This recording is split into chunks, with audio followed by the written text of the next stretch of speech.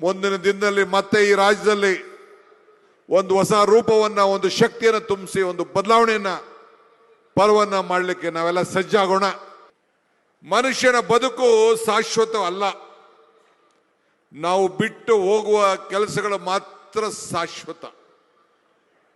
ಮಾತು ನಿಧಾನವಾಗಿರಬೇಕು, ಕಾಯಕ ಪ್ರಧಾನವಾಗಿರಬೇಕು ಅಂತ ಹೇಳಿ ನಮ್ಮ ಹಿರಿಯರು ಕೂಡ ಹೇಳಿದ್ದಾರೆ. ಮನುಷ್ಯ ಹುಟ್ಟುವಾಗ ನಾವೆಲ್ಲ ಖಾಲಿ ಕೈನಲ್ಲಿ ನಾವು ಬರ್ತೇವೆ. ಆದರೆ ಹೋಗುವಾಗ ಅನೇಕ ಪಾಪ ಪುಣ್ಯಗಳನ್ನು ನಾವು ಕಟ್ಟಿಕೊಂಡು ನಾವು ಹೋಗ್ತೇವೆ. ಹಾಗೆ ಇವತ್ತು ನಮ್ಮ ಸರ್ಕಾರದ ಬದುಕಿನಲ್ಲಿ ಒಂದೊಂದು ಸಾಕ್ಷಿ ಗುಡ್ಡೆಗಳನ್ನು ಇವತ್ತು ಬಿಟ್ಟು ಹೋಗ್ತಾ ಇದ್ದೇವೆ. ನಾನು ಯಾವಾಗಲೂ ಒಂದು ಮಾತು ಹೇಳ್ತಾ ಇರ್ತೀನಿ, ದೇವರು ವರನೂ ಕೊಡೋದಿಲ್ಲ, ಶಾಪನೂ ಕೊಡೋದಿಲ್ಲ, ಅವಕಾಶ ಮಾತ್ರ ಕೊಡ್ತಾನೆ ಅಂತೇಳಿ ಹೇಳ್ತಾ ಇರ್ತೇನೆ.